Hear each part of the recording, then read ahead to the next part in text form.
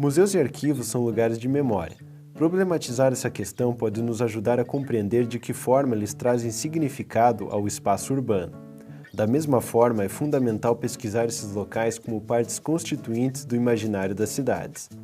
A professora doutora Maria Cleci Venturini, do Programa de Pós-Graduação em Letras da Unicentro, é uma das pesquisadoras preocupadas com essas questões. Nos últimos anos, a professora tem desenvolvido importantes projetos nesta área. O primeiro, financiado pela Fundação Araucária entre 2014 e 2016, recebeu o nome de Museus, Arquivos Históricos e Imaginário Urbano. Já o segundo, apoiado pela Secretaria de Estado de Ciência e Tecnologia e Ensino Superior do Governo do Paraná, é intitulado Museus e Arquivos, Lugares de Memória do Espaço Urbano. Ambos os projetos possuem como objetivo ampliar nossa compreensão sobre esse assunto. A nossa intenção primeira era mostrar os museus tradicionais que guardam memórias especialmente das cidades e o Museu de Língua Portuguesa, com o objetivo de contrapor esses dois espaços, mostrando um como uma memória mais estabilizada, que vem, como será mostrado pela curadora do Museu do Pinhão, que vem da própria comunidade, que coloca o que é importante para eles, o que significa as cidades, o que significa os sujeitos. Já o Museu de Língua Portuguesa é um museu que tinha temáticas e mostras diferenciadas em torno da língua, o que também já traz um questionamento bastante grande em relação à língua como objeto do museu, já que ela jamais é fechada, jamais é estanque, jamais está sendo colocada como um produto da história, mas como algo em movimento e sempre em transformação. Neste documentário, vamos conhecer um pouco mais esses espaços de memória da nossa região e também descobrir como se desenvolveu o projeto Museus Arquivos. Inicialmente, iremos visitar o Museu Histórico da cidade de Pinhão, que deu seus primeiros passos com o trabalho da professora Maria da Graça. A princípio, era um local de exposição de pinturas de artistas locais e tempos depois passou a ser administrado pelo Poder Público Municipal. Por volta de 2004, numa tarde, no período do recreio do Colégio Santo Antônio, onde eu trabalhava, eu e uma colega de história, a Elizabeth Kramer, estávamos conversando a respeito que na nossa cidade não existia um ambiente, um lugar, uma referência cultural. Nessa conversa informal surgiu assim, vamos apresentar um projeto para um museu histórico de Pinhão, para a prefeitura? Então, foi assim, foi num bate-papo descontraído, na hora do recreio, que nós duas conversando, né, surgiu então essa ideia de um museu. Então, sentamos, estudamos, pesquisamos, colocamos no papel e esse projeto foi aceito pelo prefeito da época e foi no dia 1º de setembro de 2005, que oficialmente foi aceito pela Secretaria de Educação e Cultura. Como que começou? Eu não tinha nada. E daí teve um probleminha aí que a minha colega teve que mudar de cidade. E não tinha acervo nenhum. Eu aproveitei para ir pesquisar acervo e tudo, assim, quase que sozinha no projeto. Os objetos foram selecionados, foram conquistados, foram pesquisados por mim ao longo desses 10 anos, através de empréstimos temporários, doações, que eu fui juntando e colocando no espaço que estava, na época, determinado para o funcionamento do museu. Aí nós começamos a desenvolver alguns projetos, a participar de eventos na rua, nas festas, nos seminários lá em Faxinal do Céu. A gente começou a participar com exposições, né? E o início foi assim, muito simples. O museu está organizado em torno do livro-tomo, onde são registrados todos os objetos recebidos. Atualmente, o museu é dividido em salas temáticas que recebem materiais como prataria, louças, móveis antigos, documentos, fotos, livros e várias tecnologias que antecederam o computador, como retroprojetor e máquina de escrever. Para compor o acervo inicial do museu foram aceitas muitas doações, entretanto vários objetos aguardam restauro. Quem passeia pelo museu percebe que não há um único destaque. A história, a cultura e as tradições do município estão no conjunto dos objetos expostos. Hoje a gente continua aqui ainda em uma casa alugada, né? Essa casa aqui é alugada, mas já está pronto a planta e já ganhamos, nós do município de Pinhão, já ganhamos o terreno para construção. Por quê? Porque eu vou precisar de um terreno muito grande, com muita mata e muita água, porque o acervo externo, a tecnologia do passado, ela vai ficar em funcionamento. Então nós vamos ter um museu com acervo interno, normal, como é um museu, né, com acervo interno, e vamos ter um acervo externo em funcionamento. Vila Nova de Pinhão era um pequeno povoado pertencente ao município de Guarapuava. Nesta época, a vila se resumia a uma igreja, a um cemitério e a um pequeno comércio e algumas casas de fazendeiros. Tudo em torno da única rua existente, que hoje se chama Rua Francisco Delê. Aliás, esse senhor foi um dos primeiros habitantes de Vila Nova. Foi dono de comércio e também proprietário de terras. Em 1964, a Vila Nova de Pinhão conseguia sua emancipação e passou a se chamar Município de Pinhão. A questão da época passada com o presente, o que permaneceu, o que mudou, né? Principalmente nas questões assim, valores humanos, nós trabalhamos muito isso. O museu contribui não só para a história da cidade, né? Em geral para todas as instituições, todos os grupos que nós temos, todos os grupos sociais que formam o nosso município, tanto a sede como o interior. Eu penso que ele hoje é uma contribuição essencial. Nós participamos dos eventos, nós participamos do aniversário do município, nós vamos para fora com acervo, onde tem seminários, onde nos convidam, as escolas nos convidam, o grupo de agricultores fazem uma exposição dos seus produtos da agricultura na praça. Eles nos convidam para levar o acervo lá para enfeitar, para montar um ambiente. Então, eu acho que a nossa contribuição é bem cultural, é bem educativa e eu estou muito contente porque esses últimos tempos aqui a gente teve assim condições de trabalhar muito bem.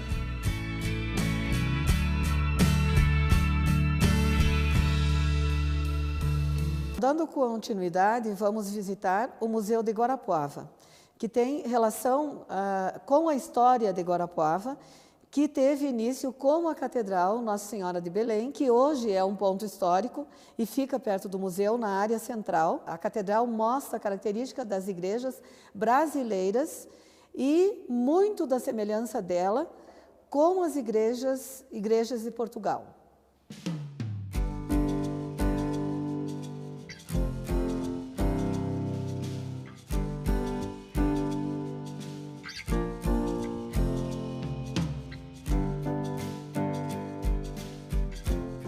A casa, que hoje é o Museu Municipal Visconde de Guarapuava, inicialmente ela foi adquirida pelo município aproximadamente em 1948.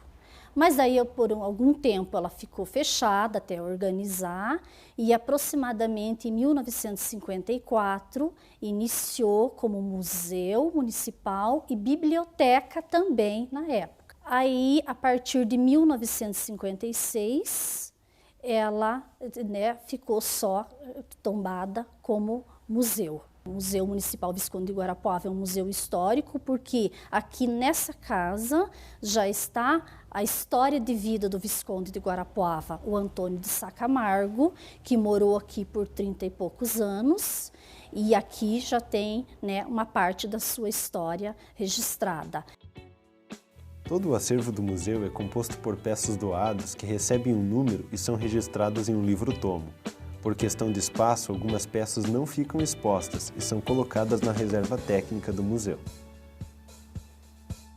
Tem um momento que nós classificamos nesse livro, como seria uma declassificação, a gente utiliza uma espécie de manual, uma lei de diretrizes museológicas do Instituto Brasileiro de Museus. Conforme a peça, a gente verifica nessa lei de diretrizes museológicas no que ela se encontra, no que a gente vai classificar. Trabalhamos com temáticas.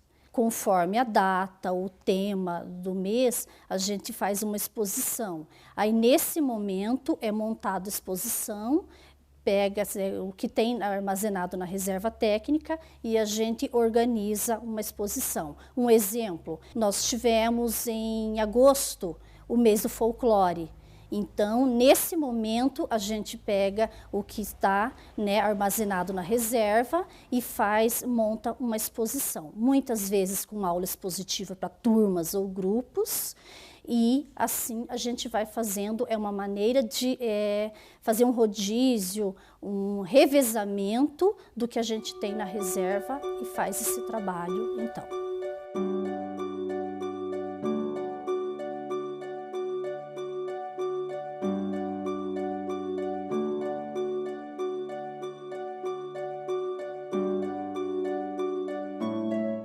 No museu, a vida do Visconde é o que recebe destaque, porque aqui, por ser um museu histórico, onde retrata, né, nos ressalta a vida dele aqui, a gente inicia falando da casa, porque ele morou aqui, e primeiramente, então, é a vida dele.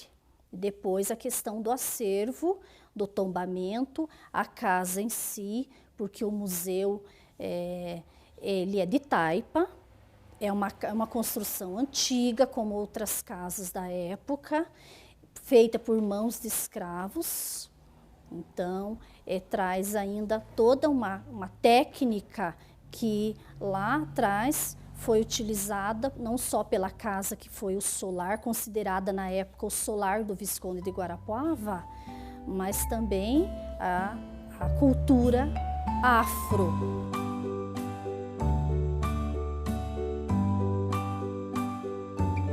Diria que o museu tem um papel social muito importante na cidade, porque retrata a questão da história da cidade, a questão do preservar o hoje para o amanhã, para as gerações futuras perceber e entender como que era. Então, a questão assim, o museu não é só numa cidade para ser visitado, é para ser vivenciado, porque ali estão, através das peças do seu acervo, a história de vida, a cultura de um povo retratado por uma época.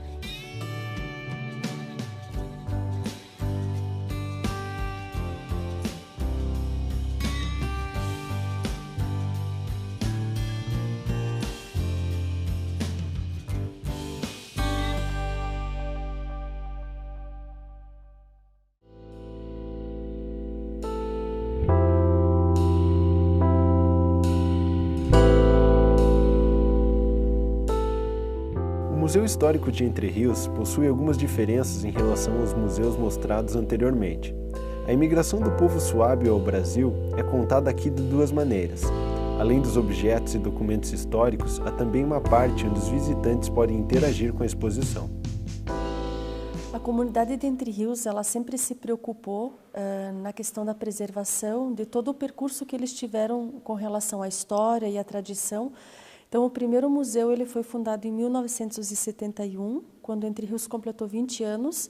Então, ainda numa estrutura bem simples, foi uma época em que as pessoas que se engajaram nessa proposta iniciaram a coletânea do acervo, fizeram a coleção de algumas fotos, de alguns objetos. Então, surgiu o primeiro museu. Então, esse acervo ele foi ampliado aos poucos e 20 anos depois, quando Entre Rios completou 40 anos, isso em 92, nós tivemos então a adaptação do novo espaço, que era então o antigo prédio da cooperativa agrária, o antigo prédio administrativo, e lá então já com um acervo um pouco mais amplo, contando todo o percurso de uma forma um pouco mais completa.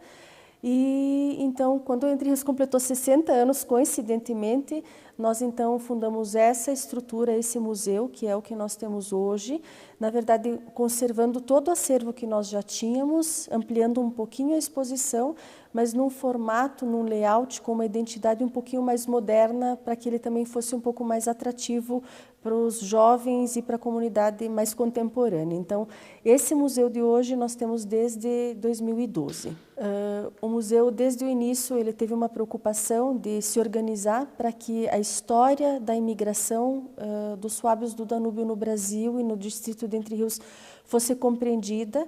Então, o museu está organizado de forma cronológica, então ele inicia com o período da imigração dos suábios do Danúbio, dessa comunidade germânica para o sudeste europeu, onde eles colonizaram as margens do rio Danúbio, na Hungria, na Croácia, na Sérvia e na Romênia, que era naquela época o Império Austro-Húngaro, depois para o período pós-guerra, depois o período que eles viveram na Áustria, o início aqui no Brasil e a vinda para o Brasil, como foi todo esse processo, até os dias atuais, contando um pouquinho do desenvolvimento, então, do distrito em cima do trabalho comunitário e das forças que uniram essa comunidade.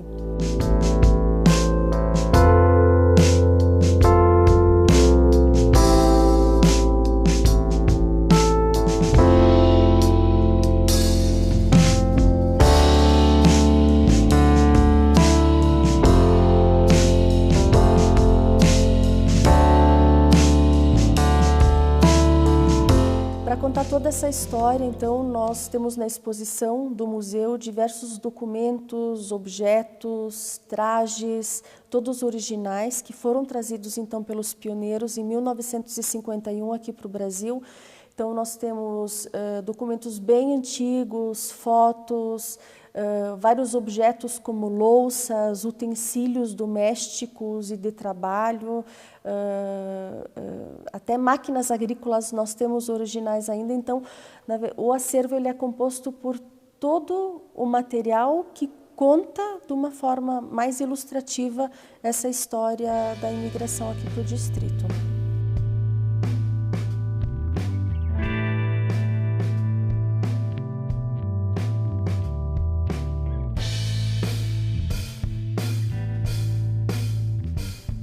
Todo esse material ele é constantemente selecionado. A partir do momento que nós definimos o roteiro da exposição, como se comporia essa exposição, a gente então define quais os objetos que ilustram as passagens que nós estamos mostrando para o nosso visitante e continuadamente a gente recebe acervo ainda de alguns pioneiros que vivem, de algumas famílias que têm objetos originais, então nós temos essa continuidade da coleção.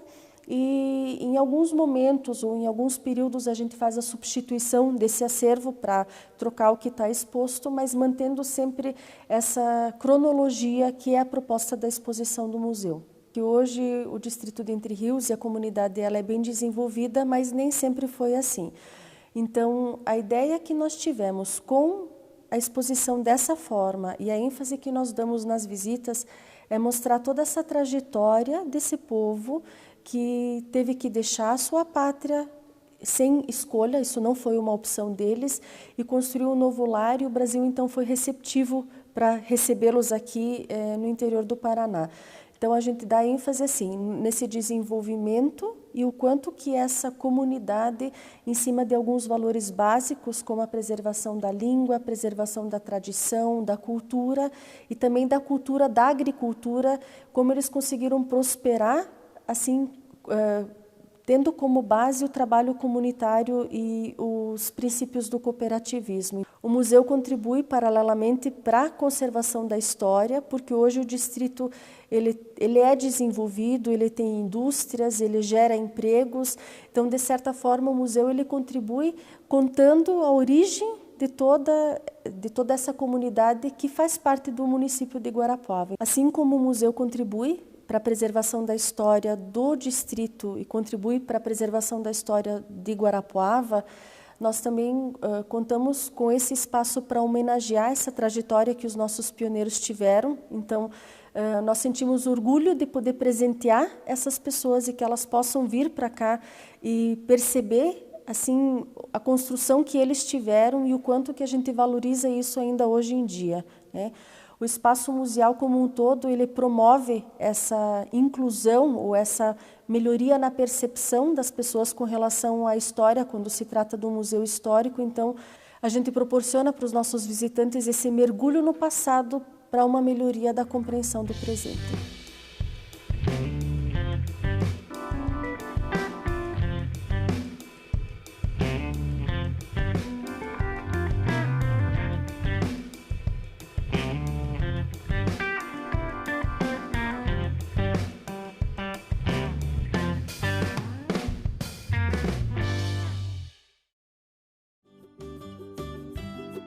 Um outro tipo de espaço é o Centro de Documentação e Memória.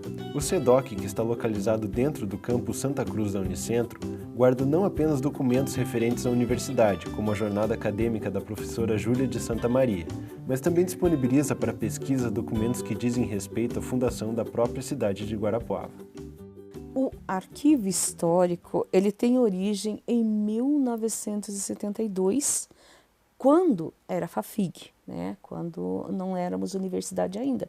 Os professores de história viam a importância de se preservar a documentação histórica e pediram ao prefeito da época, fizeram toda uma movimentação, pedindo ao prefeito da época que doasse a documentação que estava servada na prefeitura, no sótão da prefeitura, que naquela época a prefeitura estava onde hoje é o estacionamento do Banco Bradesco, né? Era o prédio antigo, o primeiro prédio da Câmara Municipal do Presídio, e depois, a partir de 1890, que foi a prefeitura também se instalou ali.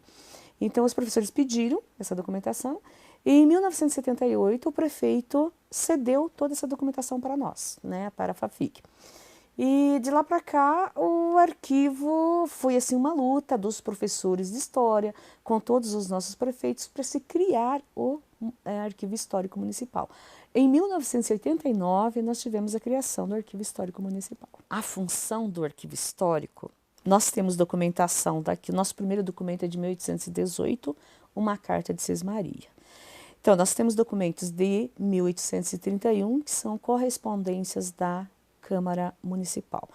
Porque você tem, a partir de 1853, você tem a instalação da Câmara em Guarapuava. Quando o Estado do Paraná se torna uma província, ele se desmembra do Estado de São Paulo, né, se torna uma província, província do Paraná, nós temos a instalação da Câmara também em Guarapuava, né.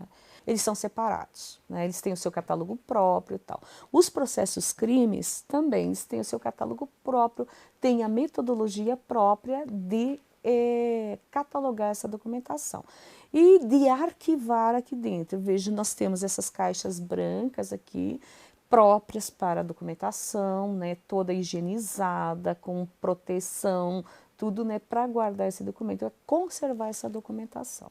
Qual é a importância? Pesquisa histórica, né? É a partir desses documentos, eu digo assim, quando vem os alunos, da onde vem o livro didático? O livro didático vem daqui, né? Dos arquivos históricos. São esses documentos que vão dar origem a contar a história de um município, de uma região, de uma pessoa, tal, né, que você busca aqui nos arquivos históricos.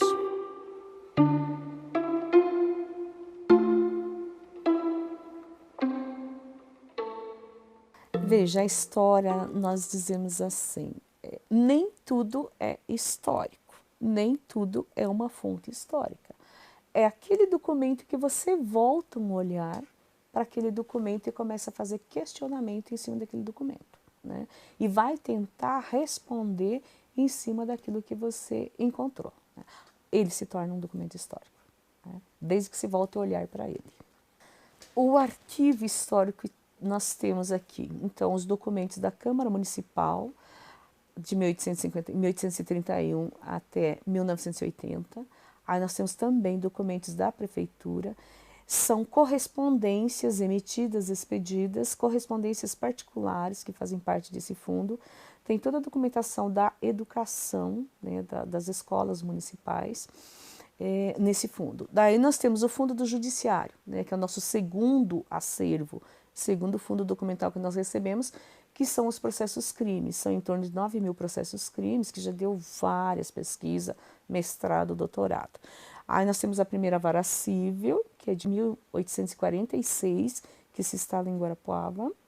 Aí nós temos a segunda vara civil, temos a Justiça do Trabalho, que se instala em 1970, em Guarapuava. Antes era pela primeira vara civil, que eram resolvidas as questões trabalhistas. Então nós temos esse fundo.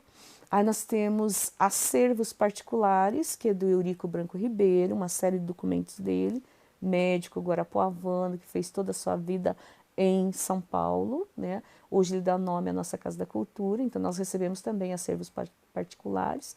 Temos uma farta documentação do seu Nivaldo Krieger, que ele já fez doação para nós, né?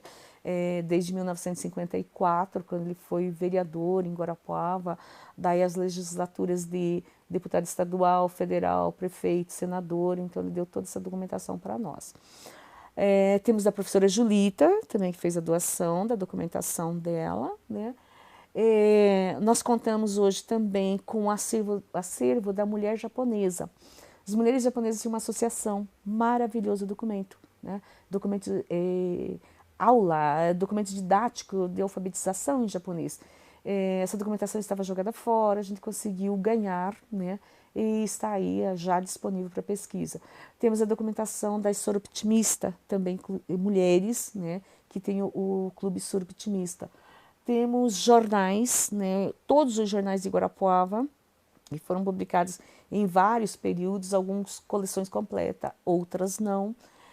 Revistas, né? Várias revistas, a gente vive sempre com campanha, pedindo documentos que venham para cá, né? Um dia falando com alguém assim, disse assim, não, mas antigamente, antes das novelas, das telenovelas, se tinha fotonovela. Tá, não temos fotonovela. Então fizemos uma campanha de ver uma fotonovela. Hoje se veio o pesquisador e disse, nossa, eu não sabia que existia uma fotonovela. Mas antes da fotonovela tem a desenhonovela, né? Então se vai descobrindo uma série de documentos que hoje são fontes de pesquisa mesmo.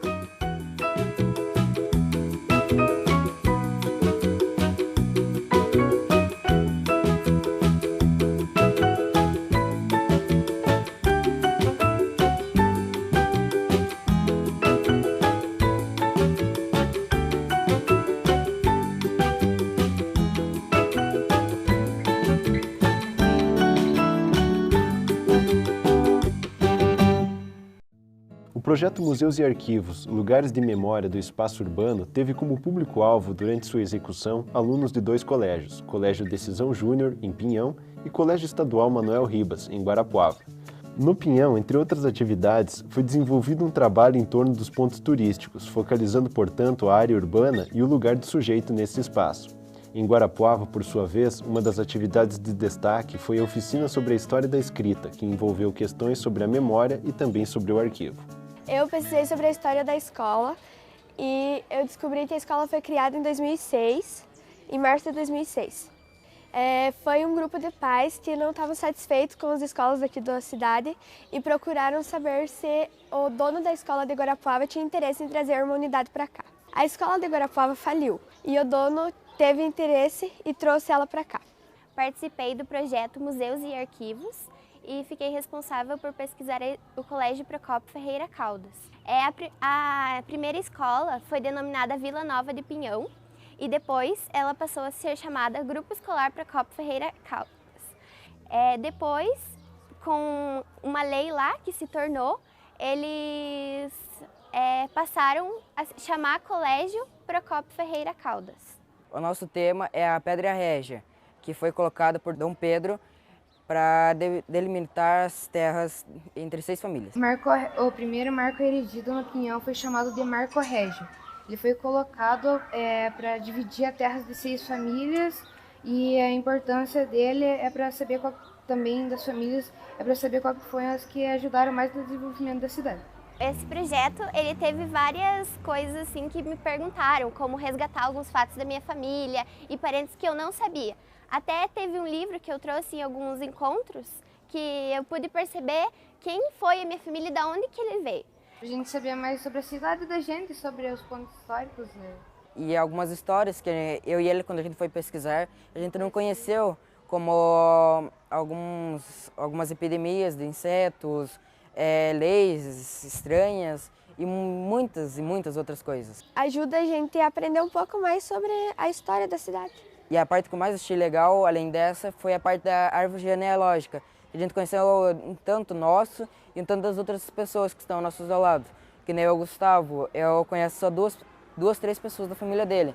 Eu conheci quase toda a família agora dele. E também foi importante para resgatar a história de cada coisa aqui do Pinhão, porque a gente nunca sabe como a família da gente, a gente nunca contam pra gente, então foi importante esse projeto. O museu é uma parte muito boa da cidade, né, por causa que ela mostra bastante os locais e a história que tem. Eu pude perceber por que se deu, aonde aconteceu, quem que criou, e coisas que eu vou levar para minha vida toda também.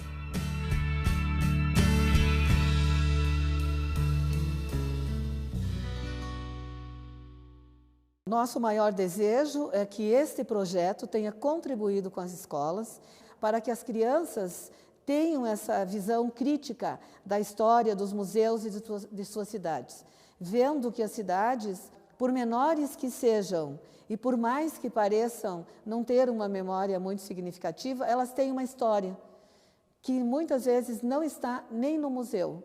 E que esse documentário dê visibilidade a esses lugares de memória nas duas cidades que nós destacamos e que mais pessoas comecem e continuem, porque isso não foi um começo, a pensar nos museus e na história das cidades. E pensar que cada cidade tem a sua ordem, a sua organização, como diz Eni Orlandi, e como pensa a análise do discurso, a história, a filosofia, que são disciplinas que fazem parte desse projeto. Esse documentário, então, ele não é teórico, mas ele vai propiciar que as pessoas realizem pesquisas a partir deles. Eles podem funcionar, então, como um arquivo que vai poder ser mobilizado pelos pesquisadores, dando continuidade, então, a esse projeto que se encerra, mas, ao mesmo tempo, pretende ser um início de outras pesquisas.